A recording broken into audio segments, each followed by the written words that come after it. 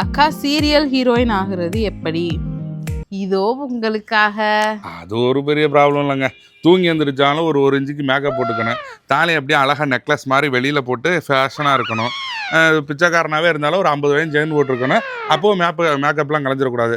அதுக்கப்புறம் walking, running, high jump, low ஜம்ப்லாம் தெரிஞ்சிருக்கணும். ஏன்னா அப்போ தானே படார்னு அரையிற மாதிரி சொல்லும் போது கை ஓங்கும் போது 1 கிலோமீட்டருக்கு அங்கிட்டு போய் விழுந்துடணும். அதுக்கப்புறம் இந்த வாக்கிங் எதுக்குன்னா கோச்சுக்கிட்டு போகும்போது மியூசிக் போடுவாங்க. அதுக்கேற்ற மாதிரி விக்குன்னு கோவா மூஞ்சி வச்சுக்கிட்டு நடக்கணும். மீதியை நான் சொல்லுவேன். நான் சொல்றேன், அதாவது நீங்க நல்லவங்களா மட்டுமே தான் இருக்கணும். உங்களை சுத்தி எல்லாரும் உங்களுக்கு கெட்டது பண்ணாலும் நீங்க எல்லாருக்கும் நல்லது பண்ணணும். வீட்டுல எந்த முறையில எந்த தப்பு நடந்தாலும் ஒரு கரப்பாம்பூச்சி போனா கூட அது உங்க கண்ணுக்கு மட்டும்தான் தெரியணும். அதை நீங்க சீக்கிரட்டாவே சால்வ் பண்ணணும். யாருக்கும் எந்த கெட்டதும் நினைச்சிடக்கூடாது. எல்லாத்தையும் தாண்டி கடைசி கண்டிஷன், புருஷனை சார், ஐயா இப்படித்தான் கூப்பிடணும். அப்படி இல்லைன்னா அவங்க இன்னொரு கல்யாணம் பண்ணிக்கிட்டு வருவாங்க. அப்புறம் அதோட கலந்து போராடி அதுக்கு டிஎன்ஏ டெஸ்ட் அது இதுன்னு ஒரு டிஎன்ஏ டெஸ்ட் எடுக்கக்கூடாது. அது எடுக்கக்கூடாதோ? சரி, கூடாது.